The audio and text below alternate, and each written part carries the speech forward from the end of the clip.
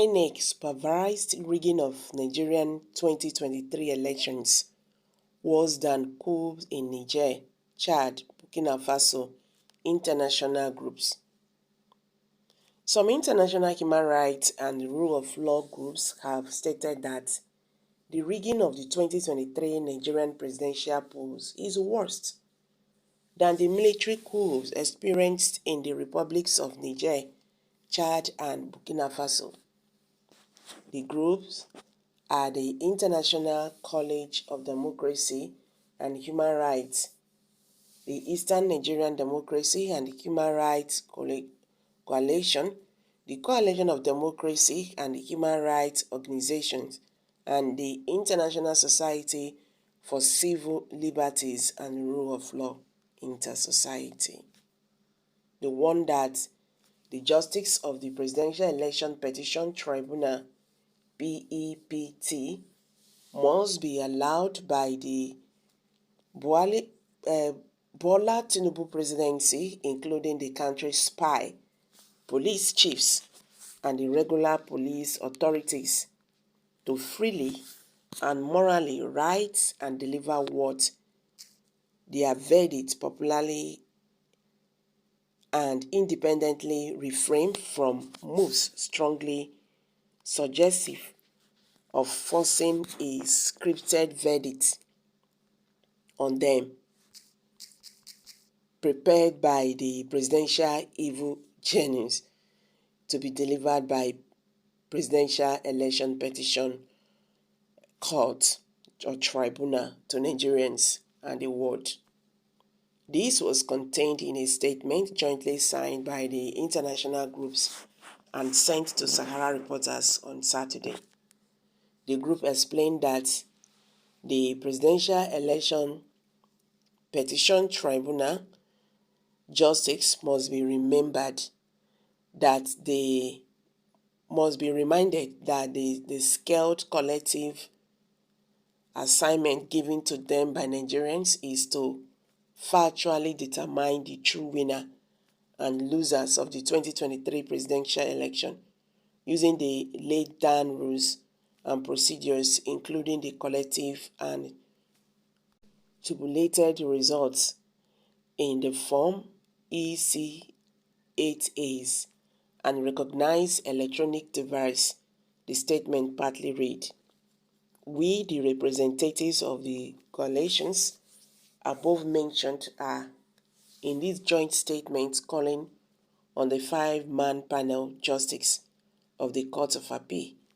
of the 2023 Presidential Election Petitions Tribunal to morally and judicially ensure that the verdict of the Presidential Election Petition Tribunal is tailored in a decided course as it had to be, devoid of technicalities and political habitats or ethno-religious barriers and divisions." The Presidential Election Petition Tribunal verdict must be such that is tailored in living and democratically progressive law. The Presidential Election Petition Tribunal justice must be remembered that the scared collective assignment given to them by Nigerians is to factually determine the true winner and losers of the 2023 presidential election, using the laid down rules and procedures, including the collected and tabulated results in the Form EC-8As and recognized electronic device. It is also the signed scaled duty of the BEPT justice to determine the number of the dead votes results in the INEC announced presidential results from the country's over 176,000 polling units, and have then touched and invalidated the awaiting verdict must be rooted in spirit and letters of the law and not cloaked in legal loopholes or technicalities. Matters involving presidential poll, the judiciary inquiries are like matters involving mass death, requiring judiciary probe which must find answers as to who are those killed and when, where, how and why they were killed and who killed them. The justice of the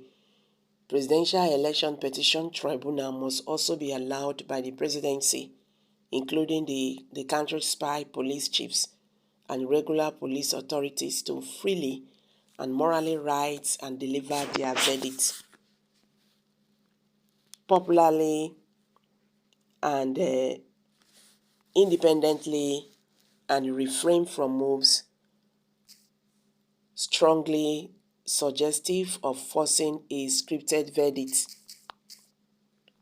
on them prepared by the presidential evil genius to be delivered by the court to Nigerians and the world. The INEC-supervised rigging of the 2023 presidential poll in Nigeria is as worse as the military coups in the republics of Niger, Chad, Burkina Faso, and those going to the equity must all times go with clean hands. According to the International Society for Civil Liberties and the Rule of Law, Nigerians' leading research and investigative human rights, democracy, rule of law, and citizens, security and safety advocacy organization, apart from a corrupt judge being worse than a demented man running amok with a sharp knife in a crowd market, he also hides under the cloak of technicalities and political arbitraries,